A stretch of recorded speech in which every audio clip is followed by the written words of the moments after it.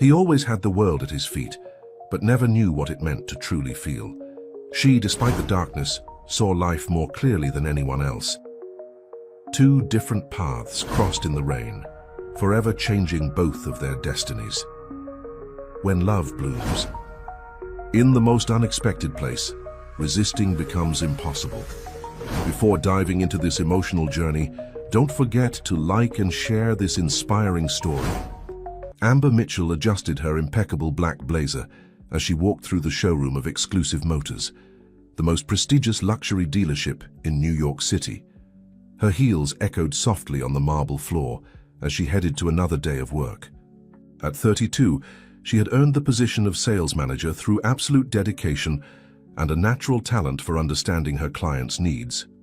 The environment was sophisticated, with gleaming imported cars strategically arranged under lighting that highlighted every curve and detail.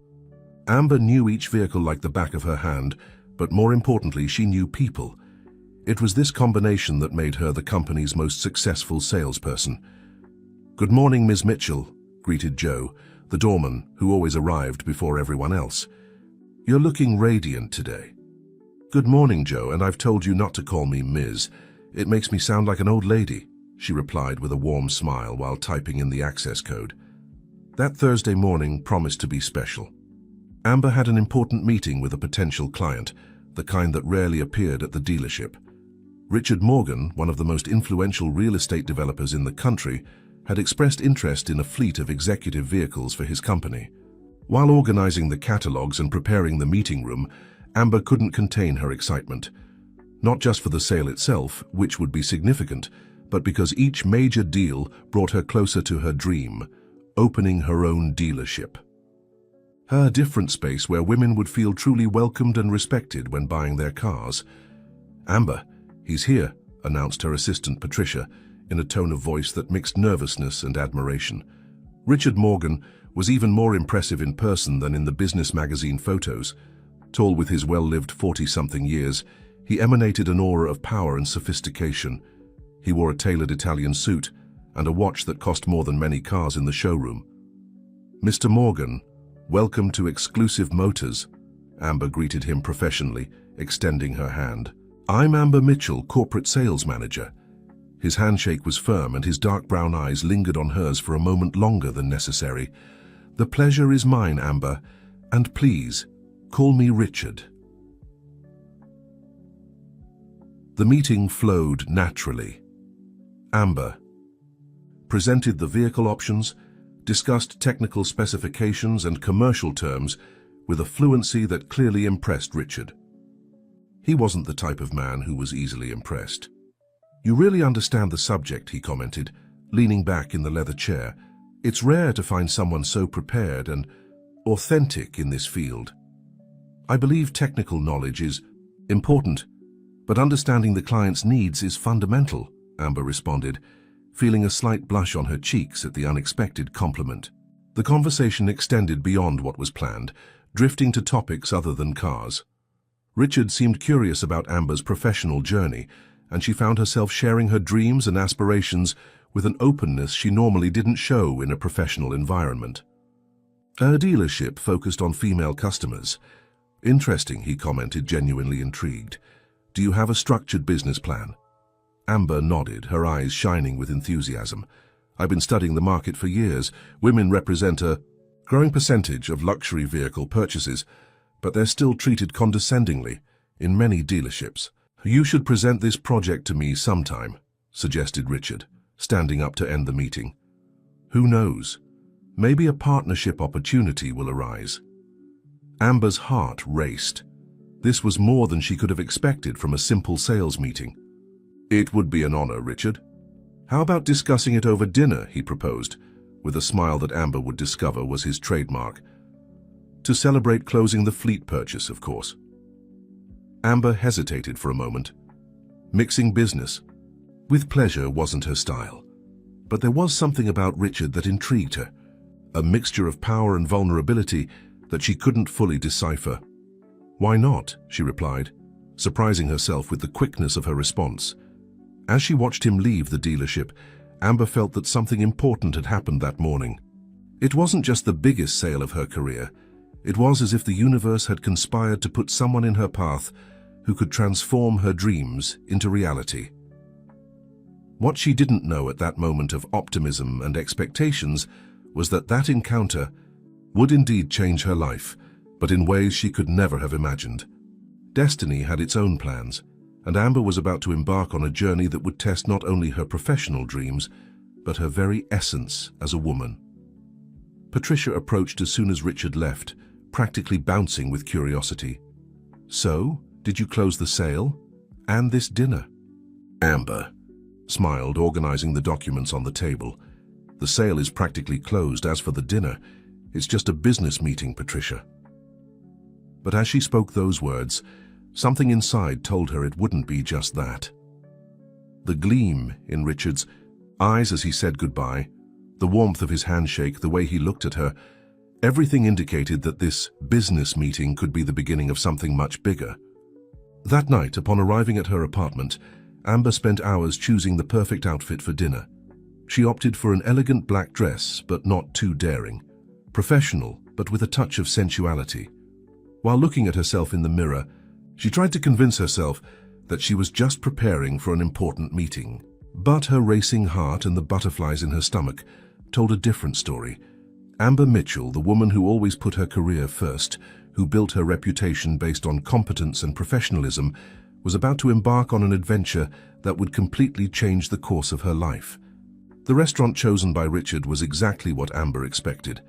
An exclusive establishment atop one of New York City's most luxurious buildings. The panoramic view of the illuminated city created an almost magical atmosphere, while a pianist played softly in a discreet corner of the room. Amber arrived punctually at 8 p.m., greeted by a maître d' who already seemed to know her by name, certainly instructed by Richard. Being led to the table, she found him already waiting for her, elegantly dressed in a navy blue suit that enhanced his imposing presence. "You look stunning," he said, rising to pull out the chair for her, a gesture that Amber noticed was natural, not rehearsed. "I hope you like French wines." "I confess my knowledge of wines doesn't compare to my knowledge of cars," she replied with a smile, trying to mask the nervousness she felt. Richard laughed, a deep and pleasant sound that made her relax a bit. "Then allow me to be your guide in this area, just as you were my guide in the automotive world." The conversation flowed naturally, starting with business, the formalization of the fleet purchase, details about delivery and vehicle customization, but soon drifted to more personal subjects. Richard spoke about his real estate projects with the same passion that Amber demonstrated when talking about cars. "You know what impressed me most about you, Amber?" he asked, after the sommelier served an exceptional Bordeaux. "Your authenticity. You don't try to fit into a pre-established mold of what an executive should be." Amber felt her face warm, not just from the wine. "I learned early that trying to be who we're not only leads to frustration. I prefer to be honest, even if that doesn't always please everyone. That's exactly why your dealership project intrigued me," he continued, leaning slightly over the table. "You identified a real market need, based on your own experience and observation. It's not just another theoretically perfect business plan, but empty of meaning." Amber's heart raced. It was the first time someone really seemed to understand the essence of her dream. "It's more than a business for me. It's about creating a space where women feel respected and valued in their choices." Richard observed her with intensity, as if trying to decipher something beyond her words. "Do you have any idea how special you are, Amber? Your combination of professional competence with human sensitivity is unique." The dinner extended for hours, and Amber was surprised by the ease with which they conversed about everything, from economic policies to favorite movies. Richard had a peculiar way of seeing the world, a mixture of business pragmatism, with an almost childlike curiosity for new knowledge. "I have a proposal for you," he said when dessert was served. "Not just about business, but perhaps we could discuss it over another dinner." Amber felt a chill in her stomach. Exactly what she had promised herself she wouldn't let happen was happening, mixing the professional with the personal. But there was something about Richard, a sincerity in his interest, that made her want to lower her defenses. "Another dinner?" she asked, trying to maintain a professional tone, even though her heart was beating faster. "Tomorrow," he replied without hesitation. "There's a special place I want to show you, a place that might have a lot to do with your dreams." The rest of the night passed like a dream. Richard drove her home in his car, a gesture he insisted on performing personally, dismissing his driver. During the ride, Amber observed his profile as he drove, noticing how his strong hands held the steering wheel with elegance, how his eyes seemed even more intense under the streetlights. As they said goodbye in front of her building, Richard held her hand for a moment longer than necessary. "You surprised me today, Amber, and it's not easy to surprise me." "You surprised me too," she admitted, feeling an electric current run through her body at his touch. "Tomorrow at 7 p.m., he confirmed. "I promise it will be an unforgettable night." Amber went up to her apartment in a state of emotional confusion she hadn't experienced in a long time. As a professional, she knew she should keep her distance, focus only on the commercial aspects of the relationship. But as a woman, she couldn't deny the attraction she felt for Richard, not just physical but intellectual. Lying in her bed, she mentally reviewed every moment of the dinner. The way he looked at her, how he paid genuine attention to her words, how he seemed truly interested in her dreams and aspirations. He was different from any man she had ever met. Her phone vibrated with a message. "Thank you for a memorable evening. I can't wait to show you what I have in mind for tomorrow. Sleep well, Amber." She smiled at the screen, feeling like a teenager, experiencing the first palpitations of love again. But Amber was no longer a teenager, and this wasn't just a juvenile crush. It was something deeper, more complex, and potentially more dangerous.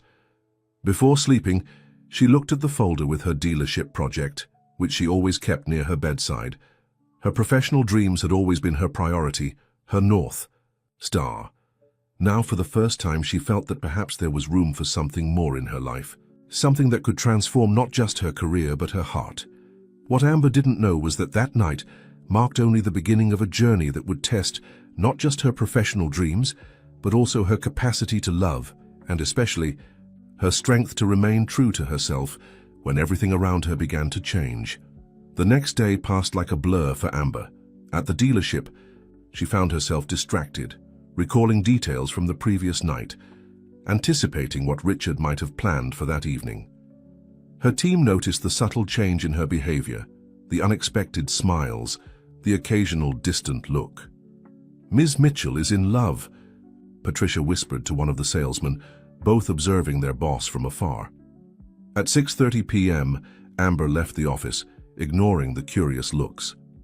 At home, she opted for a red dress she had been saving for a special occasion. While applying makeup, she tried to calm her racing heart. "It's just a business dinner," she repeated to herself without much conviction. Precisely at 7 p.m., the doorbell rang. Richard was there, impeccable in a grey suit, holding a bouquet of white orchids. "You look dazzling," he said, his eyes traveling over Amber's silhouette with evident admiration. "Thank you," she replied, feeling her face blush. "The flowers are beautiful." "Not as beautiful as you," Richard retorted, handing her the bouquet. "But I think we'd better go. We have a full night ahead." Richard's car was waiting, but to Amber's surprise, it wasn't his usual driver at the wheel. "I hope you don't mind, but today I'll be your personal chauffeur," he said, opening the passenger door for her. During the journey, Richard maintained an air of mystery, refusing to reveal their destination. The city passed by the window, the nightlights creating an almost magical setting. After about 40 minutes, they left the urban area, entering a more wooded region. "Richard, where are we going?" asked Amber, a mixture of curiosity and apprehension in her voice.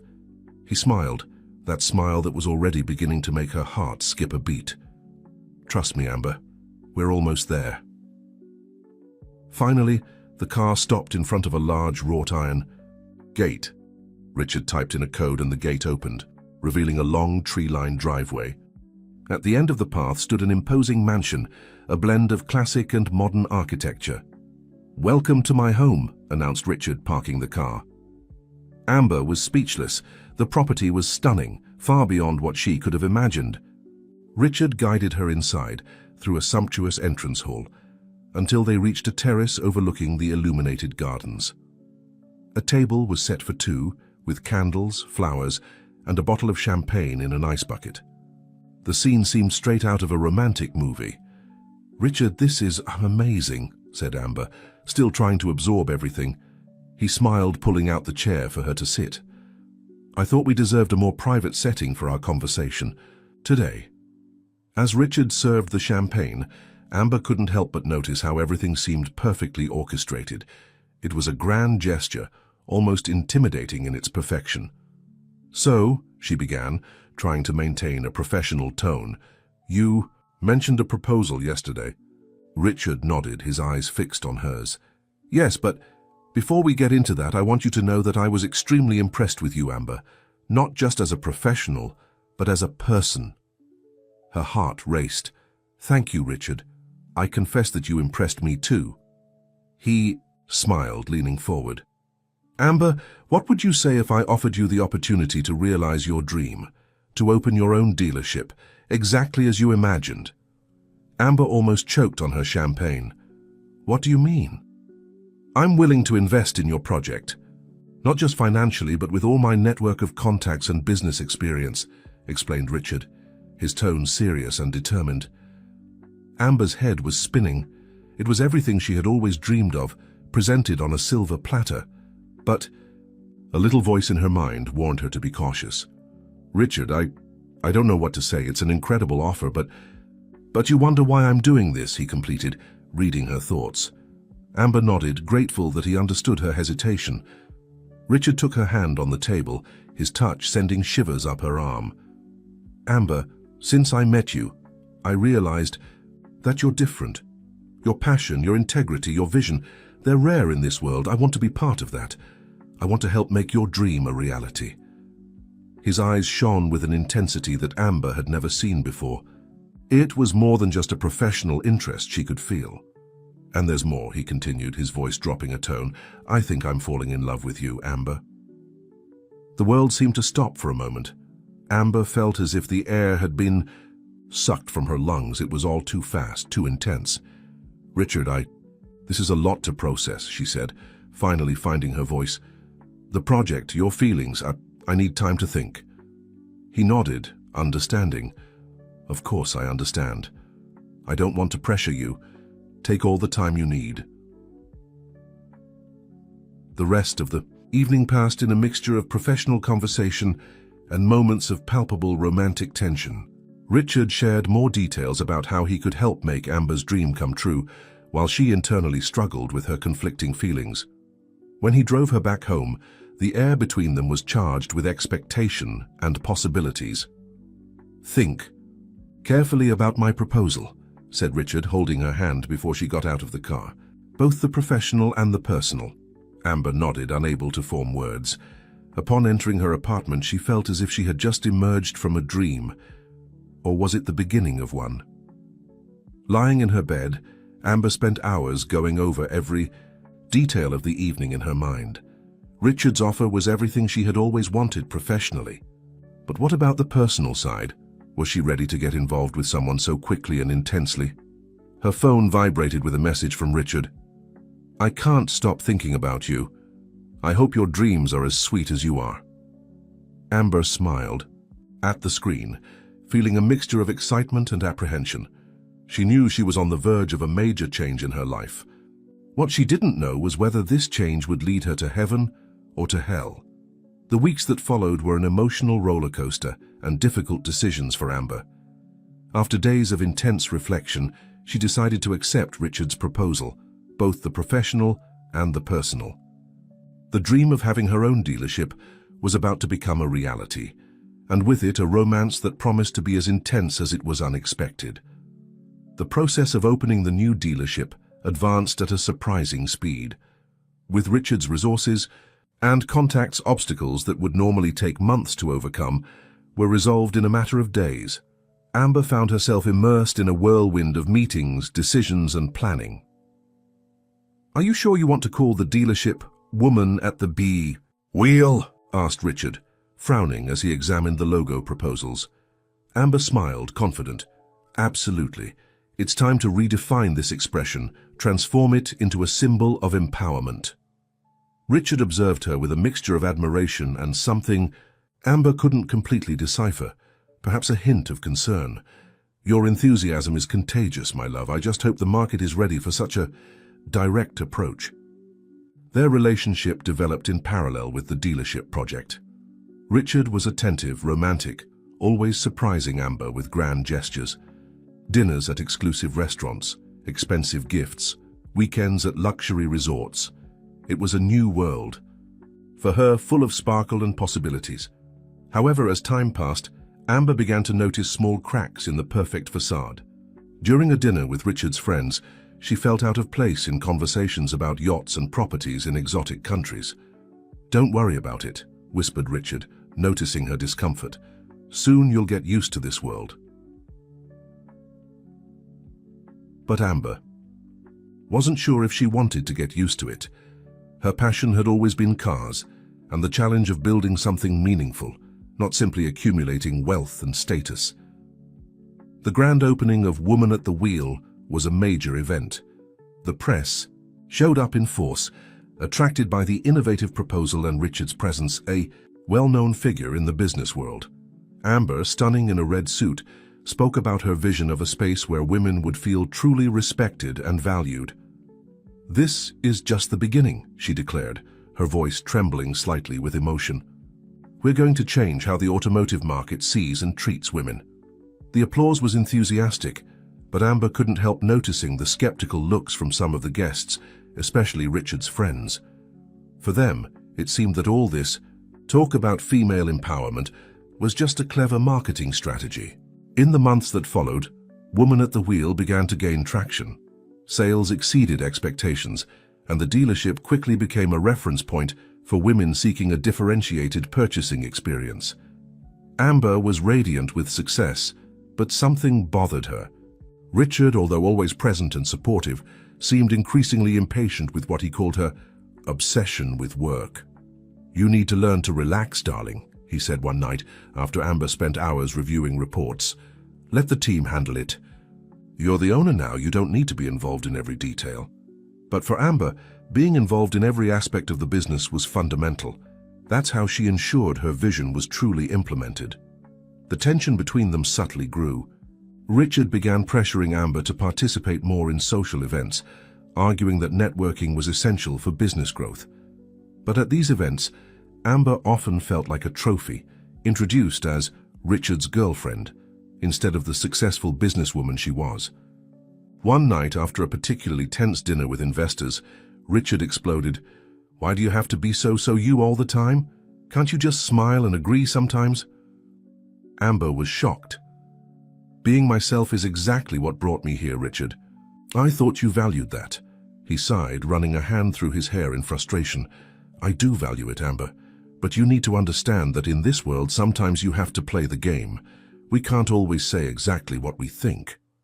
Those words echoed in Amber's mind for days. She began to question whether she had made a mistake mixing her personal life with her professional dreams. Richard was undeniably crucial to the success of Woman at the Wheel, but at what cost?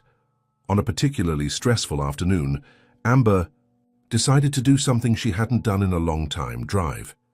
She took the keys to one of the dealership's sports cars and went out without a destination.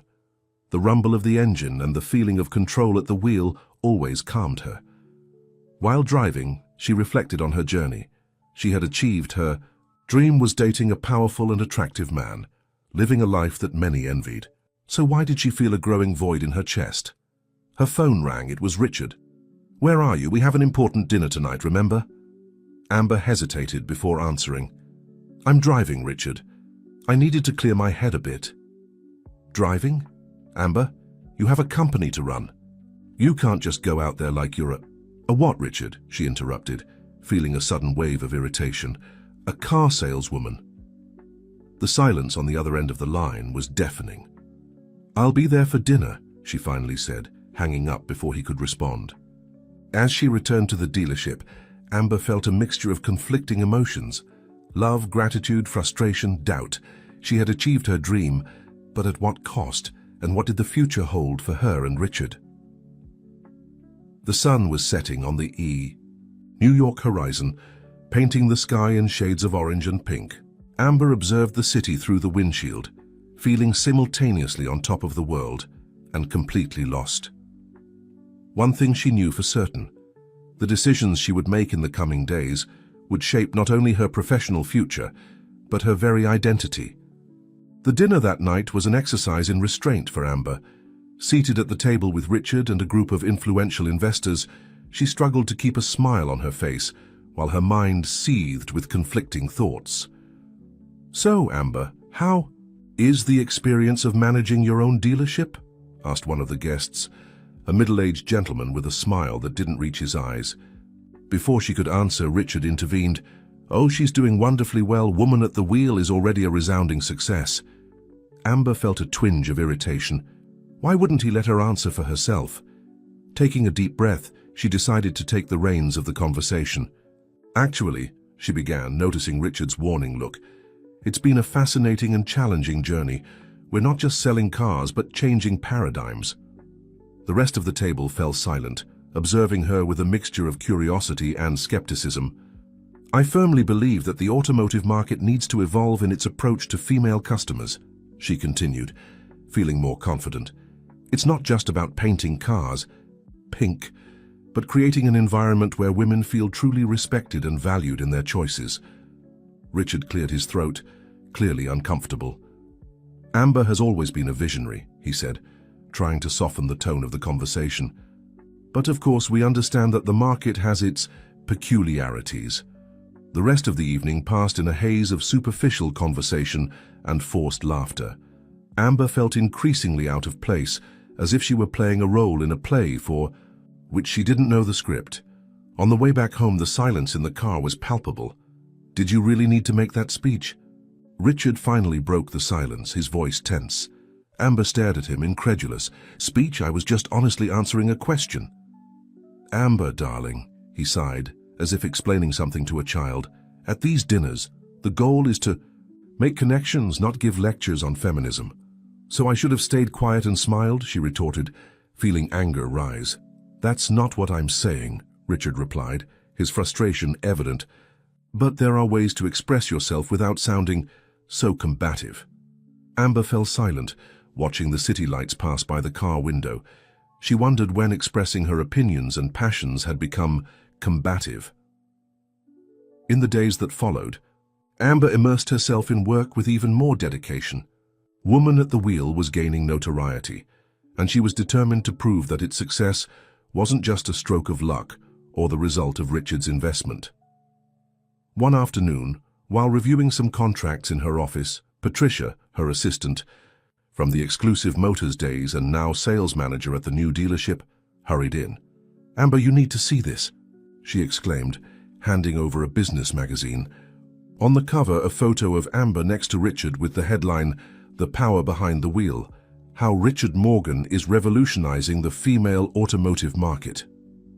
Amber felt her stomach sink. The article, although complimentary, portrayed Woman at the Wheel as a brilliant idea of Richard's, with Amber as a kind of charismatic spokesperson. This isn't right," she murmured, flipping through the pages with increasing disbelief. "I know," agreed Patricia, indignant. "They practically ignored all your work and vision." At that moment, as if summoned by the discussion, Richard entered the office, radiant. "Saw the magazine.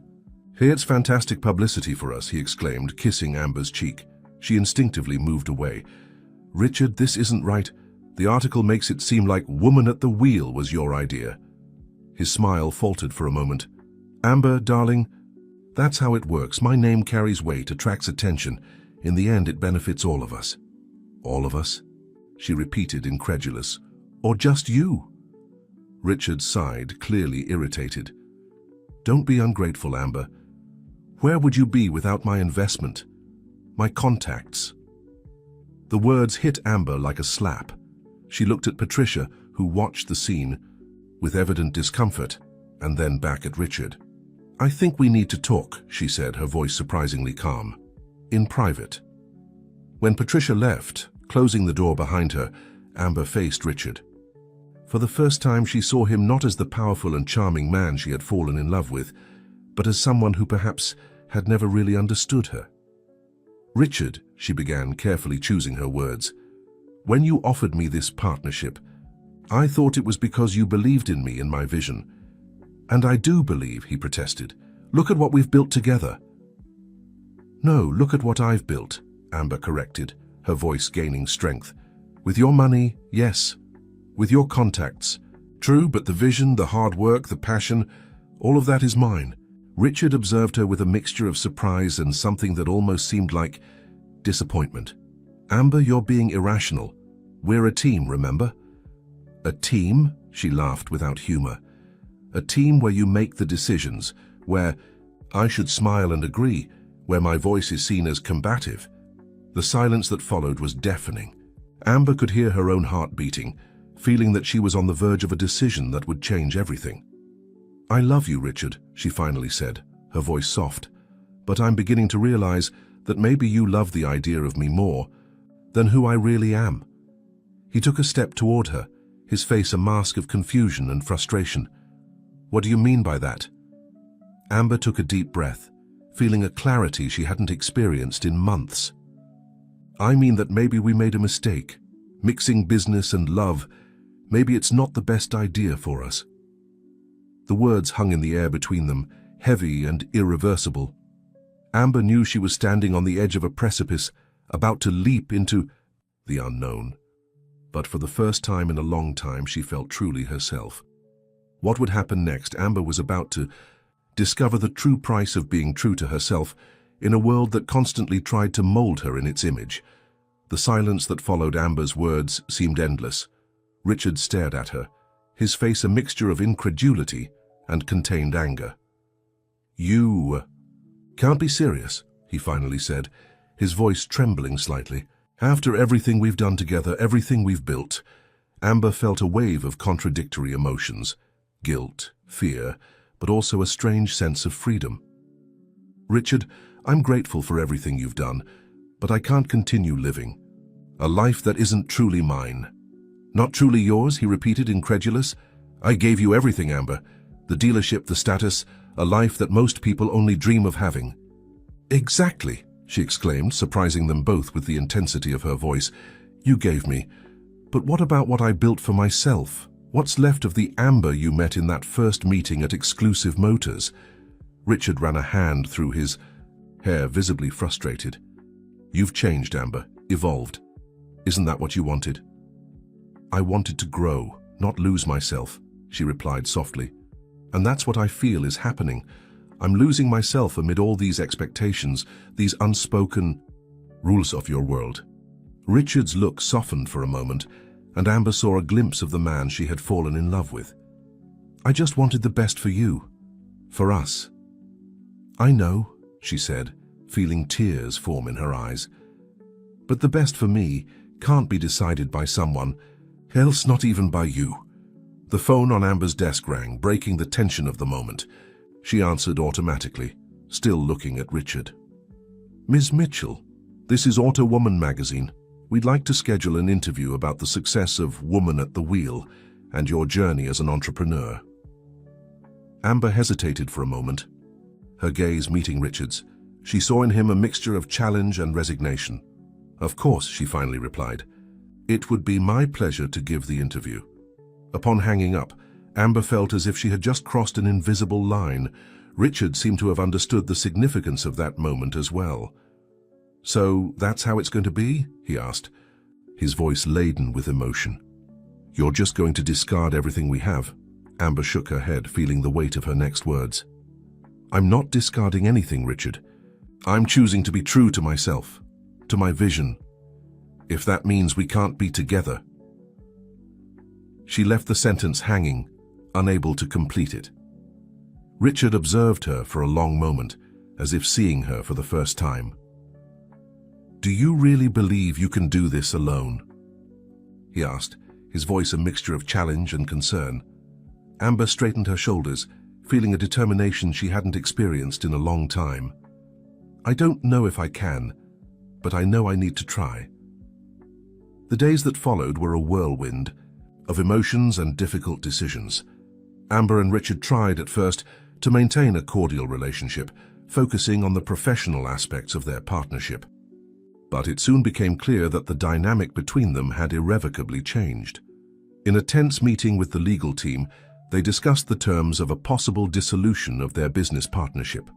Richard, still hurt, proved inflexible on many points. "You want your independence? Great. But don't expect me to continue funding your dreams," he declared, his voice cold. Amber felt the weight of those words. She knew she was risking everything. Her relationship, her financial stability, the future of woman at the wheel. But something inside her, that same voice that had propelled her to dream of her own dealership, said she was on the right. In the weeks that followed, Amber immersed herself in work with renewed intensity. She spent sleepless nights reviewing contracts, seeking new investors, rethinking strategies. The dealership team, led by the loyal Patricia, worked by her side, inspired by her determination. "We won't let you give up, boss," said Patricia one night as they worked late. "We believe in you and in what woman at the wheel represents." Those words warmed Amber's heart. She looked around at the women and men who had chosen to follow her vision and felt a wave of gratitude and responsibility. The interview for Auto Woman magazine was a turning point. Amber spoke openly about her challenges, her vision for the future of the automotive market, and most importantly, about the importance of remaining true to oneself in a world that constantly tries to shape people. "It's not just about selling cars to women," she declared in the interview. "It's about creating a space where all people, regardless of gender, feel respected and valued. A place where we can be authentic, where our voices are heard." The repercussion was immediate and surprising. Other businesswomen contacted her, offering support and partnerships. Customers flooded the dealership, inspired by Amber's story and the mission of woman at the wheel. In the midst of this whirlwind, Amber received an unexpected message from Richard. "Saw your interview. You were magnificent. Maybe I forgot why I fell in love with you in the first place. Can we talk?"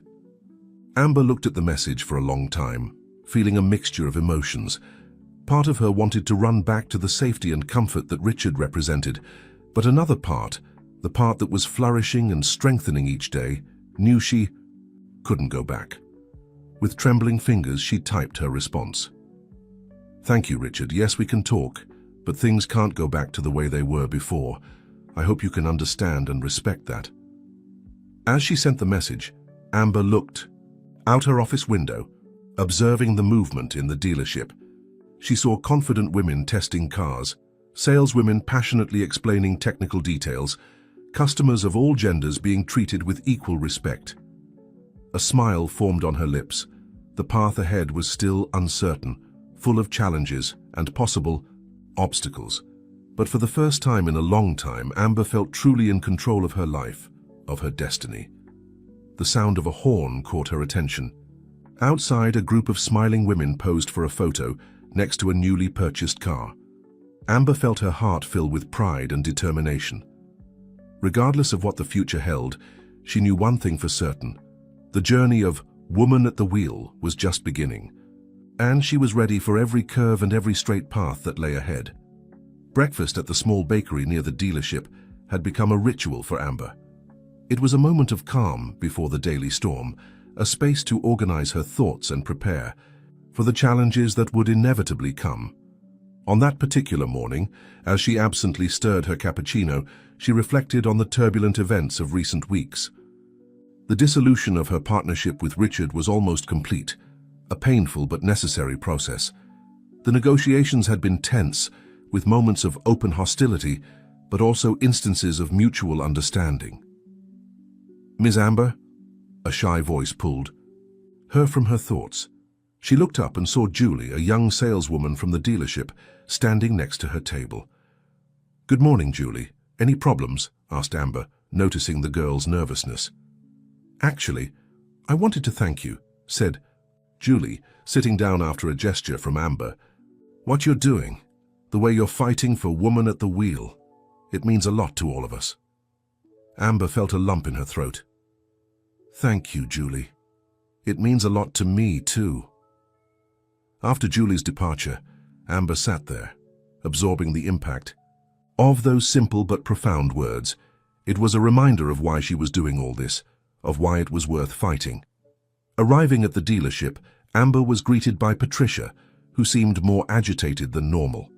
"We have a problem," Patricia said without preamble. "3 of our largest suppliers cancelled their contracts with us this morning." Amber felt her stomach sink. "Let me guess. They all have connections with Richard."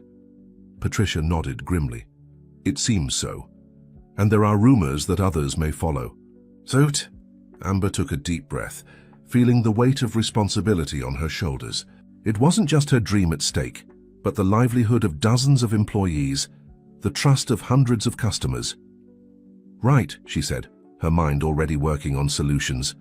"Let's call an emergency meeting with the team. We need a plan B, C, and..."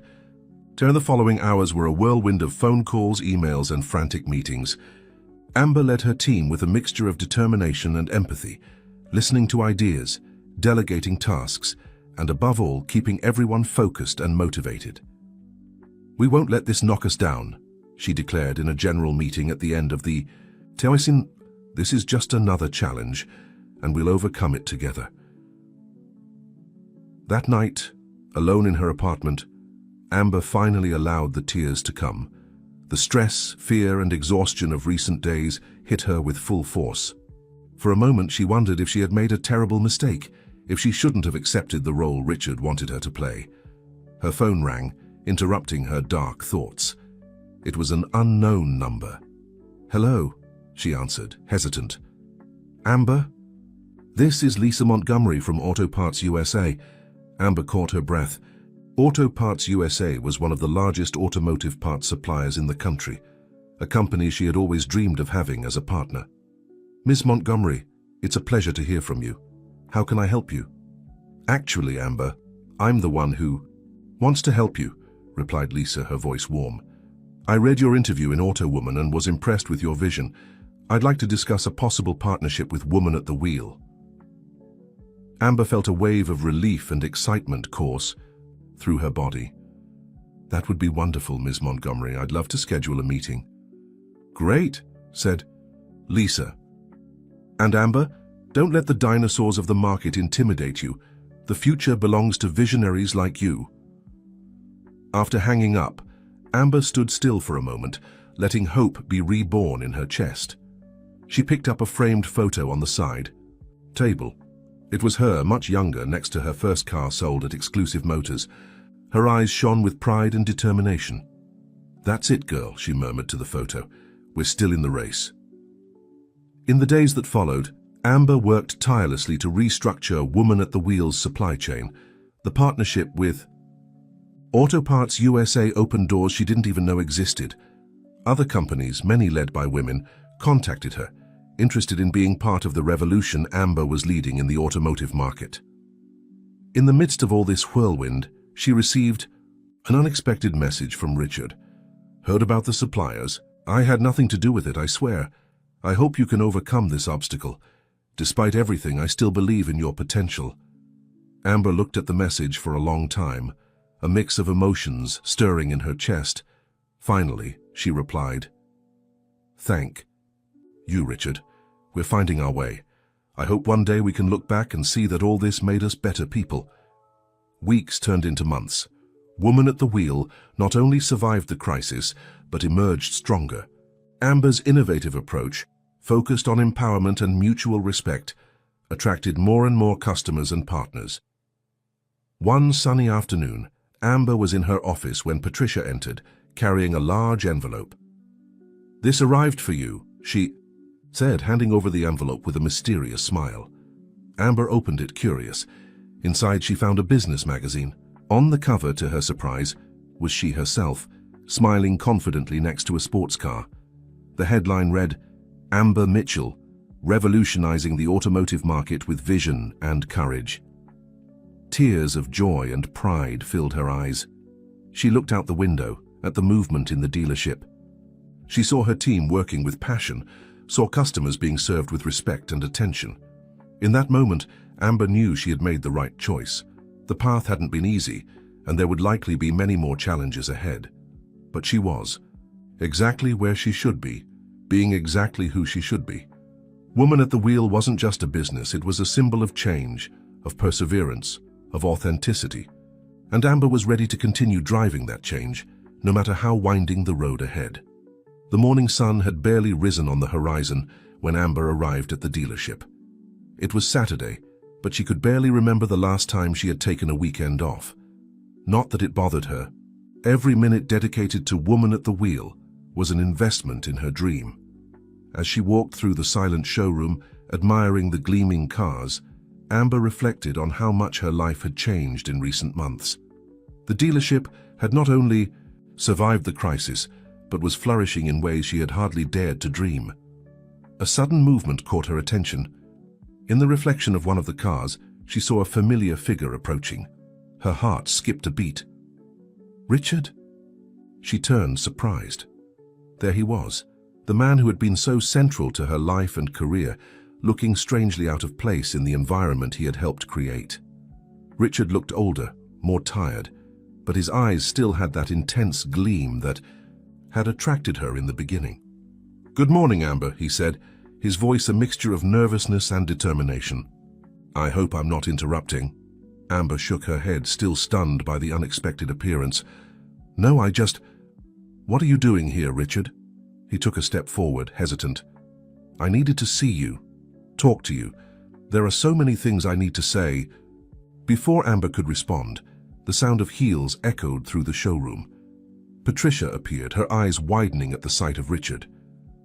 "Oh, sorry, I didn't know," she began, but Amber interrupted her with a gesture. "It's okay, Patricia. Why don't you go ahead with the sales reports for the week? I'll be with you shortly." After Patricia left, a heavy silence fell between Amber and Richard. It took a few moments for Amber to find her voice again. "Let's go to my office," she finally said, guiding him through the showroom. Once in the office, Amber observed Richard look around, noticing the subtle but significant changes in the space. The photos on the walls were no longer just of cars, but of smiling women next to their new vehicles, of diverse teams celebrating achievements. "You really transformed this place," he commented, his voice soft. Amber nodded, sitting behind her desk. "What do you want, Richard?" He sighed deeply, as if gathering courage. "I came to apologize, Amber, for everything, for the way I treated you, how I tried to shape you and your dreams to fit into my world." Amber felt a knot form in her throat. They were words she had wished to hear for so long, but now that she heard them, she didn't know how to react. "I watched your TV interview last night," continued Richard. "Seeing you speak with such passion and conviction, I realized how wrong I was, how much I almost suffocated something so beautiful and important." "Richard," Amber began, but he raised a hand, asking to continue. "Let me finish, please. I also came to make a proposal." Amber straightened in her chair, suddenly alert. "What kind of proposal?" "I want to invest in Woman at the Wheel again," he said, his eyes gleaming with a mixture of hope and determination. "But this time on your terms. No interference, no trying to control, just financial support and, if you want, occasional guidance." The silence that followed was deafening. Amber felt her heart beating furiously, her mind a confusion of conflicting emotions and thoughts. "Why now?" she finally asked, her voice barely above a whisper. Richard gave a sad smile. "Because I finally understood what you were trying to tell me all this time, about authenticity, about remaining true to yourself. Seeing what you've built here, the impact you're having, I want to be part of it, Amber, even if it's just as a silent investor." Amber stood up, walking to the window that overlooked the dealership's yard. Outside, she could see her team arriving, preparing for another day of work. People who had believed in her, who had supported her in the most difficult moments. "It's not a decision I can make alone, Richard," she finally said, turning to face him. "Woman at the Wheel isn't just mine anymore. It belongs to everyone who believed in this vision, who fought by my side." Richard nodded, understanding. "I understand, and I respect that." "I'll need time," continued Amber, "to think, to talk with my team, and if, and it's a big if, we decide to accept your proposal, it will have to be under very clear conditions. Of course, absolutely, Richard quickly agreed. Whatever you think is necessary. Amber studied him for a moment, searching for any sign of manipulation or ulterior motives, but all she saw was sincerity and, perhaps, a bit of regret. Leave. Your contact information with Patricia, she finally said. We'll be in touch once we have a decision. Richard stood up, extending his hand. Amber hesitated for a moment before accepting it. Thank you for listening to me, Amber, he said softly. Regardless of your decision, I want you to know that I'm proud of you, of what you've built here. After Richard left, Amber remained in her office for a long time, her emotions in turmoil. Richard's proposal could mean a significant expansion for Woman at the Wheel, opening doors that were still closed to them. But at what cost? Finally, she left her office and gathered her core team. Looking at the expectant faces around her, Amber knew she had a difficult decision ahead, but she also knew she wasn't alone. People, she began, her voice firm, we have a lot to discuss. The future of Woman at the Wheel may be about to change again, and this time we'll decide together which direction to take. As she began to explain the situation to her team, Amber felt a mixture of apprehension and excitement. The path ahead was uncertain, but one thing was clear. Whatever the decision, it would be made with the same integrity and vision that had guided Woman at the Wheel to that moment. The journey continued, with new curves and challenges on the horizon. But Amber was ready to face them, no longer alone, but with a strong and united team by her side. The meeting room at Woman at the Wheel was filled with animated voices and divergent opinions. Amber carefully observed each member of her team as they discussed Richard's proposal. The decision to share the offer with everyone had been instinctive for her. After all, the dealership was as much theirs as it was hers. It's an incredible opportunity, exclaimed Renee, the marketing manager. With this investment, we could expand to other cities, maybe even other states. But at what cost? Countered Carl, the financial director. Have we already forgotten how difficult it was to free ourselves from his influence last time? Amber let the discussion flow, absorbing each argument, each concern. Patricia, seated beside her, seemed equally thoughtful. What do you think? Amber asked softly to her friend and confidant. Patricia hesitated for a moment. I think it's risky, but I also think you're not the same person you were when you met Richard. None of us are. Patricia's words echoed in Amber's mind. It was true. The past few months had been a journey of growth and self-discovery for all of them. Everyone, Amber finally intervened, her voice calm but firm, cutting through the discussions. I appreciate all your sincere opinions. That's exactly why we built Woman at the Wheel, to be a place where all voices are heard and respected. The room fell silent. All eyes turned to her. Richard's proposal is tempting, I won't deny it, continued Amber. But our strength has always been in our authenticity and our mission. Any decision we make must reflect that. She paused, looking into the eyes of each person in the room. I propose the following. Let's draft a counter-proposal, one that accepts Richard's investment, but with clear conditions that protect our autonomy and our values. The idea was met with murmurs of approval and some nods.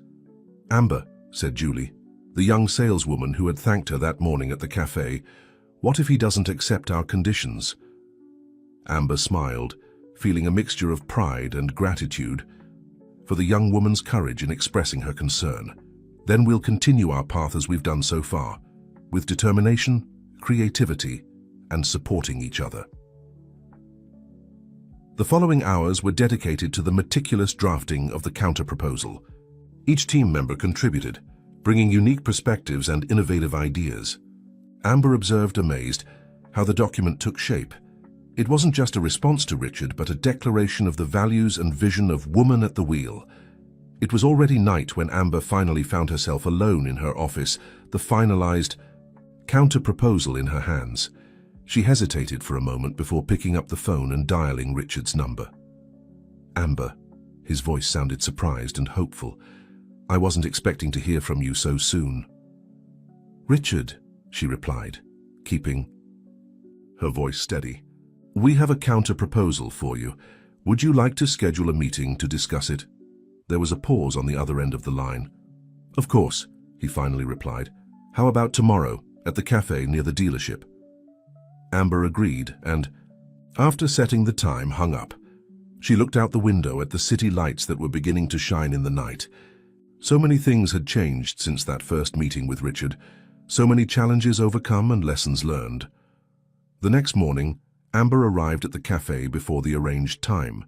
She chose a discreet table in the back, ordered a cappuccino, and waited, the folder with the counter-proposal by her side. Richard arrived punctually, looking a bit nervous, an unusual sight for a man generally so confident. Good morning, Amber, he greeted, sitting down. I confess I'm curious about this counter-proposal. Amber nodded, opening the folder. Before we begin, Richard, I want you to understand one thing. This isn't just about money or expansion. It's about preserving the essence of what we've built. She then began to detail the proposal. The investment would be accepted, but with clear clauses about management autonomy. Woman at the wheel would maintain total control over its strategic and operational decisions. Furthermore, a significant part of the investment would be directed to training and empowerment programs for women in the automotive sector. We want to use this investment not just to grow, but to make a real difference in the market, explained Amber. To open doors for other women, to change the culture of the sector from the inside out. Richard listened attentively, his face a mixture of surprise and admiration. This is impressive, Amber, he finally said. You really thought of everything. It wasn't just me, she gently corrected. It was the entire team. That's how we work now, together, valuing each voice. Richard was silent for a moment, clearly processing everything he had heard. Finally, he extended his hand. I accept, he said simply. Amber blinked, surprised by the quickness of the decision. Are you sure? Don't you want time to consider or negotiate? Richard smiled, a different smile than she had ever seen before, softer, more genuine. Amber, what you presented to me isn't just a business plan, it's a vision of the future. And I want to be part of that, even if it's in a different way than I initially imagined. They shook hands, sealing the deal. But for Amber it was more than a simple business handshake. It was the closing of one cycle and the beginning of another. Upon leaving the cafe, Amber felt a wave of emotions, relief, excitement, a bit of apprehension, but above all, a sense of renewed purpose. She took out her phone and sent a message to the team group. He accepted. Get ready, everyone. The next chapter of Woman at the Wheel begins now. As she walked back to the dealership, Amber reflected on the journey that had brought her here. Each challenge, each obstacle had been an opportunity for growth. And now, with this new chapter opening, she could hardly wait to see where the road would lead her next. One thing was certain, whatever the destination, she wouldn't be traveling alone. She had an incredible team by her side, and together they would continue to revolutionize, not just the automotive market, but how women were seen and valued in the business world. With a smile on her face and determination in her heart, Amber entered the dealership, ready to start another day of work and to take the next step in her extraordinary journey. The months that followed the new partnership with Richard were an emotional and challenging roller coaster for Amber and the entire Woman at the Wheel team. The investment opened doors that previously seemed firmly closed, but also brought with it a series of new obstacles to overcome. A sunny Saturday morning found Amber in her office, sleeves rolled up, surrounded by maps and reports. The expansion of Woman at the Wheel to other cities was in full swing, and each decision seemed to carry the weight of the company's future. A soft knock on the door interrupted her thoughts.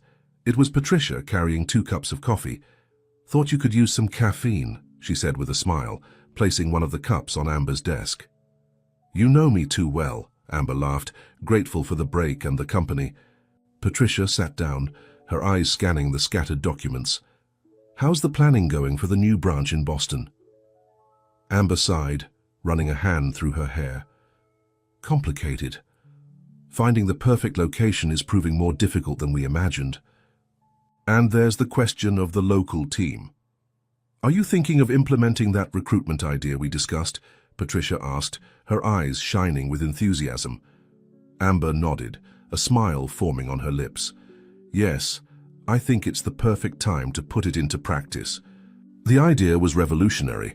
Instead of simply hiring people with experience in the automotive sector, Woman at the Wheel would focus on recruiting women from diverse areas, especially those facing barriers in their original fields. The plan was to offer an intensive training program, not just in sales and mechanics, but also in leadership and entrepreneurship. This will change lives, Amber, Patricia said softly. Not just for the women we hire, but for all the customers they will impact.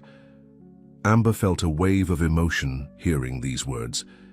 This was exactly why she had started all this. To make a difference, to open doors that had been closed to women in the automotive sector for so long. The rest of the day passed in a blur of phone calls, video conferences, and more planning. As the sun began to set, Amber decided to take a walk around the dealership before heading home. The showroom was quiet at that hour, but still full of energy. Each gleaming car, each carefully positioned banner told a story of empowerment and change. Passing by the service department, Amber heard animated voices. Curious, she approached silently. There, surrounded by tools and engine parts, was Julie, the young saleswoman who had become one of the dealership's most dedicated employees. She was enthusiastically explaining the functioning of an engine to a small group of teenage girls, all listening with fascinated attention. And that's how the injection system works, Julie concluded with a bright smile. Any questions? One of the girls raised her hand timidly. Do you think I could be a mechanic someday? Amber's heart filled with pride at hearing Julie's confident response. Of course you can. You can be anything you want. Here at Woman at the Wheel, we believe there are no limits to what women can achieve. Amber moved away silently, not wanting to interrupt the moment. That scene crystallized everything she had fought for, everything that Woman at the Wheel represented. Back in her office, Amber picked up her phone and, after a moment of hesitation, dialed a familiar number. Richard. Hi, it's Amber. I was thinking, would you like to come meet our new class of trainees next week? I think you'd be impressed with what we're building. The positive and enthusiastic response from Richard made her smile. Perhaps she thought this new phase of their partnership could be the beginning of something truly transformative, not just for Woman at the Wheel, but for the entire sector. As she left the dealership that night, Amber paused for a moment to admire the illuminated sign. Woman at the Wheel shone against the night sky, a beacon of change and hope. She took a deep breath, feeling a mixture of gratitude for the path traveled and excitement for the future unfolding ahead. The road was still long, with many unknown curves, but Amber knew she was on the right path. With a determined smile, she got into her car and started the engine. The soft rumble seemed to echo the promise of a new dawn, not just for her, but for all women who dreamed of making their mark in the world of automobiles and beyond. The journey continued, and Amber could hardly wait to see where the next curve would lead her. The auditorium at the new headquarters of Woman at the Wheel in New York City was packed. Amber, standing on the stage, looked at the diverse audience before her, employees, business, partners, journalists, and even some curious competitors. It was the company's 5th anniversary, and the moment couldn't be more opportune for a reflection on the path traveled and the future that was taking shape on the horizon. 5 years. Hadas, Amber began, her voice firm, echoing through the microphone. Many said we were crazy, that a dealership focused on empowering women in the automotive sector was an idea doomed to failure. She paused, a smile forming on her lips. Well, I think we can say we proved them wrong. A wave of applause and laughter swept through the auditorium. Amber waited for the ovation to diminish before continuing. But our journey wasn't just about proving something to others. It was about proving something to ourselves, about challenging the limits of what we thought possible, about redefining What it means to be a woman in the world of business and technology. As she spoke, Amber couldn't help but notice familiar faces in the audience. Patricia, now operations director, smiled proudly. Julie, who had become manager of the Boston branch, listened attentively. And there in the back, almost hidden, was Richard, his face a mixture of pride and perhaps a touch of regret. In the last 5 years, we've expanded to 5 cities, continued Amber. But more important than our geographical expansion was our expansion of impact. We've trained over 1,000 women in automotive and leadership skills. We've created mentoring programs that are helping young girls dream of careers that previously seemed unattainable. The images on the screen behind her showed smiling faces of women of all ages, from mechanics with grease-stained overalls to executives in impeccable suits. But perhaps our greatest achievement, Amber said, her voice becoming softer, has been changing the conversation. Today, when someone says woman at the wheel, it's no longer a derogatory joke. It's a symbol of competence, of determination, of breaking barriers. She made another pause, letting her words sink in. However, our journey is far from over. The path ahead still has many challenges. The automotive industry is undergoing a revolution. Electric cars, autonomous vehicles, new forms of mobility. And we, at Woman at the Wheel, are determined to be at the forefront of this transformation. Amber then revealed the company's new project, a research and development program focused on automotive technologies led entirely by women engineers and scientists. We don't just want to sell cars to women, she declared, her voice full of passion. We want women to be at the forefront, designing and building the cars of the future. The announcement was received with an explosion of enthusiastic applause. Amber could see eyes shining with excitement and hope throughout the auditorium. But to realize this dream, we need all of you, she continued. We need your passion, your creativity, your courage to challenge the status quo, because Woman at the Wheel was never just about a company. It's about a movement to create a world where a person's gender never limits their dreams or their opportunities. As she concluded her speech, Amber felt a wave of emotion hit her. 5 years. 5 years of struggles, of doubts, of unexpected victories, and sometimes painful defeats. But above all, 5 years of growth, not just as a businesswoman, but as a person. After the final applause and obligatory photos, Amber found herself surrounded by well-wishers and reporters, eager for more details about the new project. It was Patricia who finally rescued her, gently pulling her to a quiet corner. Amazing. Speech, boss. Patricia smiled, handing Amber a glass of water. You really moved everyone. Amber took a grateful sip. Thank you, Pat, not just for the compliment, but for being by my side throughout this journey. The two friends shared a moment of comfortable silence, observing the animated crowd. No, Patricia said thoughtfully. Sometimes I wonder what would have happened if you had accepted that trophy wife role that Richard wanted for you in the beginning. Amber laughed softly. I'd probably be at some boring party, smiling politely at people who don't care about me. Her gaze wandered around the room, resting for a moment on Richard, who was animatedly conversing with some investors.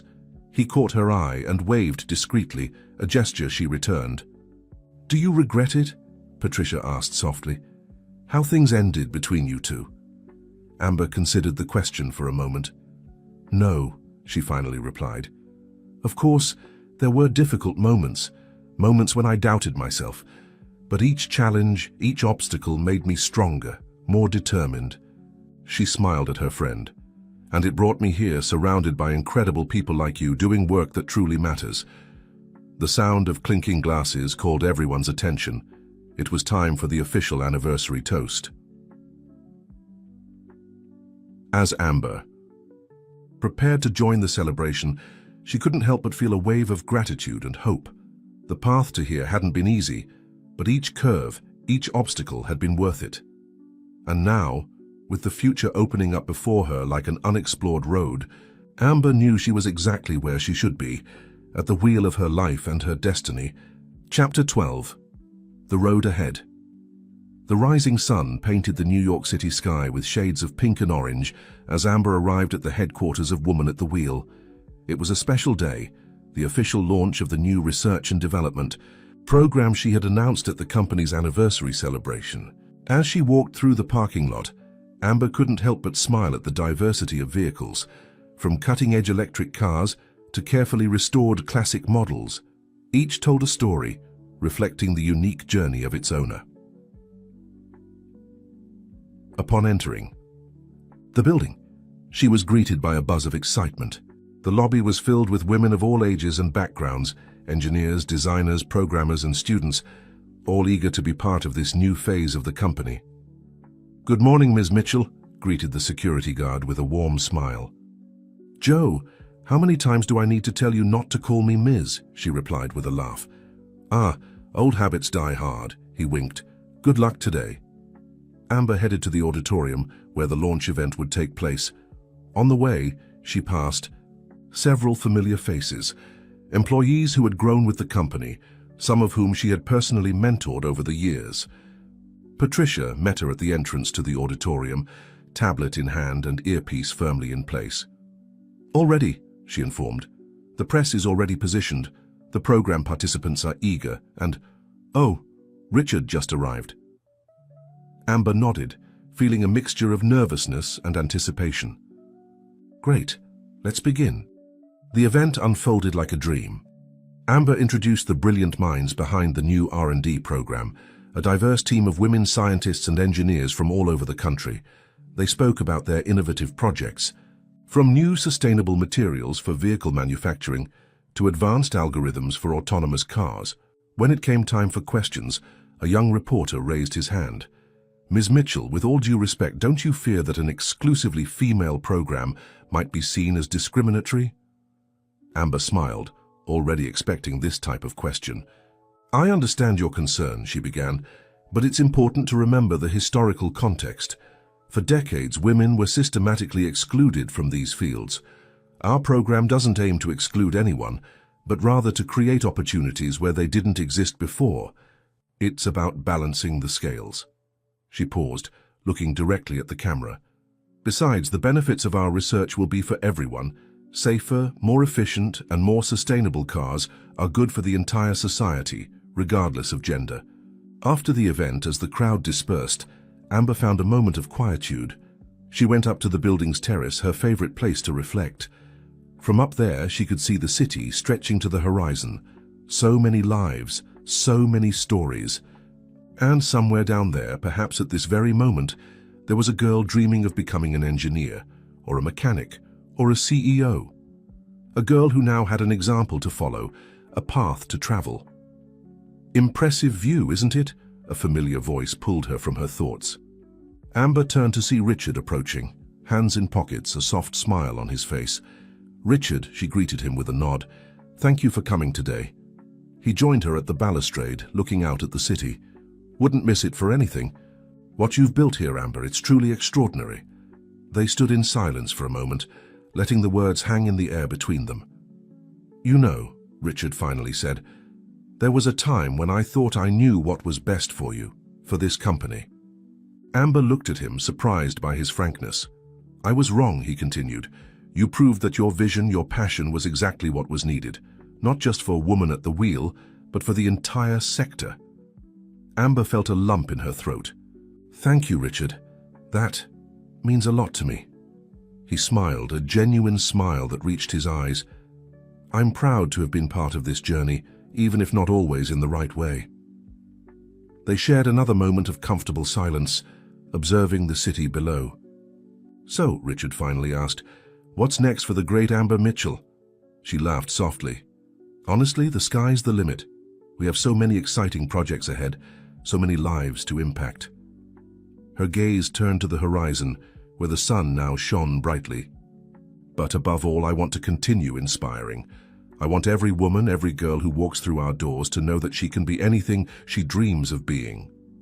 Richard nodded, understanding. "If anyone can make that happen, it's you, Amber." When they went back down to the bustle of the office, Amber felt renewed, energized. The journey to here had been long and, at times, difficult. There were moments of doubt, of fear, of almost giving up. But each challenge, each obstacle overcome had made her stronger, more determined. And now, looking at her team, at the brilliant and courageous women who surrounded her, Amber knew she was exactly where she should be. The future was an open road, full of possibilities. And Amber, well, she was firmly at the wheel, ready for the next adventure. As she walked back to her office, passing by smiling faces and animated conversations, Amber smiled to herself. Woman at the Wheel wasn't just a business. It was a movement, a revolution, and they were just getting started. The vibrant sound of the phone interrupted Amber's thoughts as she reviewed reports on the terrace of the new headquarters. It was an international call. She answered, curious. "Hello? Amber Mitchell?" asked a female voice with a slight British accent. "This is Amelia Clark, Expansion Director of Avalon Motors in Europe." Amber raised her eyebrows, surprised. She knew Avalon well, one of the world's most innovative electric car manufacturers. "Pleasure, Amelia. How can I help you?" "Actually, it's Avalon that would like to count on your help.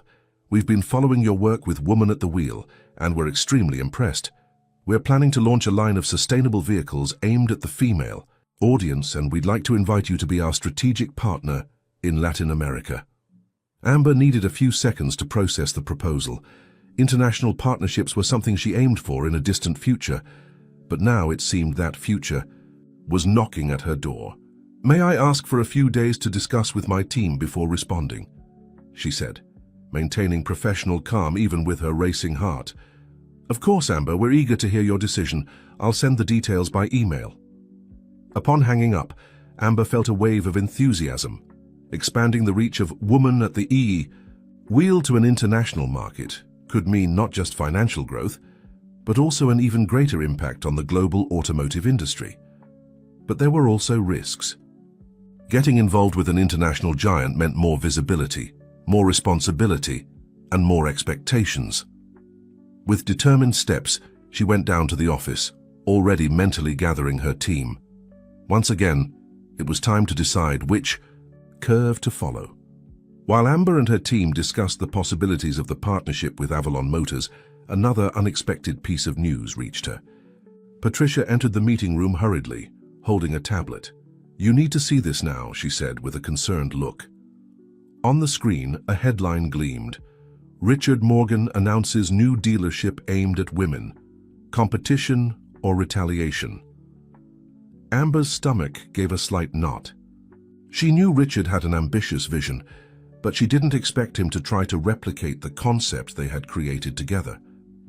"He called the project Pink Wheel," commented Patricia, rolling her eyes. "The approach is more superficial. A lot of marketing, little content." Amber was silent for a few seconds, processing. She felt a twinge of frustration, but soon took a deep breath. "Let's not panic," she responded firmly. "If he wants to enter this market, great. It only reinforces that we're on the right track. But we know that authenticity can't be copied. Let's focus on what we do best." She stood up and looked at the assembled team. "Time to redouble our efforts on what really matters. Human service, real empowerment, conscious innovation. While they paint cars pink, we'll continue changing the industry." It was then that Julie, now manager of the Boston branch, suggested something bold. "Why don't we launch a campaign showing real stories of our customers and employees? Show that the wheel is theirs, not because of a color or slogan, but because they really dominate the space." Amber's eyes shone. "Excellent idea, Julie. Let's tell true stories. Let's make it clear that here, there's no room for cliches." As her team began planning the campaign, Amber felt that old flame within her. The road was far from easy, and new challenges would always arise. But she was stronger than ever and ready to face any competitor. The conference room at Woman at the Wheel was more animated than ever. Amber observed with slight satisfaction her team debate ideas for the new campaign. The concept proposed by Julie was quickly taking shape. They wouldn't just be advertisements, but real, authentic accounts.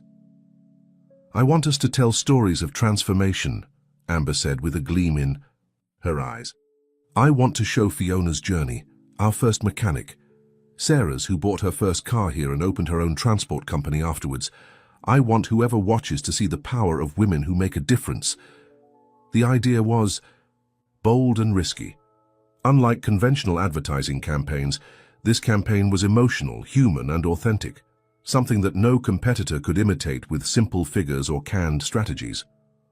While the team created scripts, Amber personally contacted some of the women who had marked the dealership's trajectory. Each conversation rekindled in her the reason for all of this. "Do you have any idea how much you changed my life, Amber?" said Fiona, emotional, on the phone. "I thought I would never have space in a workshop, let alone be manager of the technical team." Amber smiled, her throat tight. "Fiona, your competence opened that space. We just gave you the key." The recordings began the following week. Cameras recorded not just the women's faces, but also their journeys, in their homes, with their families, behind the scenes at the dealership. In moments of struggle and achievement, it was more than advertising. It was a manifesto. Meanwhile, outside, the noise of competition grew. Pink Wheel, Richard's newly launched project, plastered billboards and TV commercials with images of cars in loud tones, flashy slogans, and empty promises. The media, always eager for a rivalry narrative, began publishing comparisons, questioning who would come out on top. Amber, with her established dealership and humanized approach, or Richard, with his business experience and virtually unlimited resources. Patricia arrived at Amber's office one afternoon with a worried expression. "He's investing heavily, Amber. They've already opened 3 branches in strategic neighborhoods. They offer aggressive discounts, bonuses." Amber took a deep breath, maintaining her calm. "Let them play that game. We're not competing for price or easy appeal. We're creating a culture, a community. There's no discount that can buy that." Still, she knew she needed to anticipate. That's when she decided to surprise not just Richard, but the entire market. A few weeks later, Amber convened a press conference at the new headquarters. Expectations were high. Rumors about the expansion of Woman at the Wheel were already circulating, especially after the campaign with the real stories of customers gained prominence and went viral on social networks. The press was all there. Specialized vehicles, business portals, journalists attentive to any news that might emerge in the heated dispute between Amber and Richard.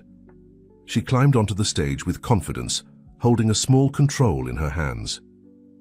Behind her, a huge screen displayed the dealership's logo, but soon the image changed, revealing a new symbol, a circle divided in half, one half with a steering wheel, the other half with an electric bolt. "Today, I want to present the next step of our revolution," she began, her voice assured. "Woman at the Wheel has always been more than selling cars. It's about transforming experiences, opening paths, redefining spaces. Now, we take an even bigger step. I present to you the Future Wheel Project." The image changed, revealing an unprecedented line of electric cars, all customized to meet the profile of urban, connected women, with a focus on sustainability, safety, and intelligent design. But there was a crucial differential. The entire production chain included partnerships with companies led by women or committed to gender equality. It's not enough to transform the present. We're shaping the future of the automotive sector, and in that future, women won't just be consumers, they'll be protagonists at every step. The announcement caused a stir. It wasn't just innovation, it was a clear declaration that Amber didn't intend to enter the price war with Richard. She was instead elevating the dispute to a level where he could never follow without abandoning old paradigms. And as if that wasn't enough, she revealed one more detail. "We're launching, alongside Future Wheel, a special fund to support technology and sustainability, startups founded by women. We want this change to not stop here."